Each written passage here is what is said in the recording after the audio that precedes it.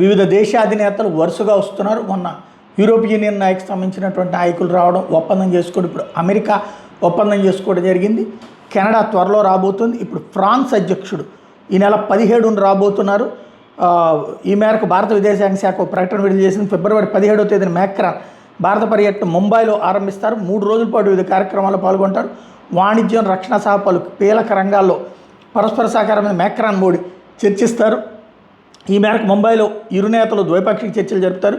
2023 జూలైలో పారిస్ నగరంలో కుదుర్చుకున్న ప్రతిష్టాత్మక హారిజన్ 2047 రోడ్ మ్యాప్ను విస్తృత స్థాయిలో అమలు చేయడం మీద ఇద్దరు చర్చిస్తారు. ఇండో పసిఫిక్లో సహకారం సహా మారుతున్న అంతర్జాతీయ పరిస్థితులు, సమకాలీన అంశాల మీద ఇరు నేతలు తమ అభిప్రాయాలు పంచుకోబోతున్నారు.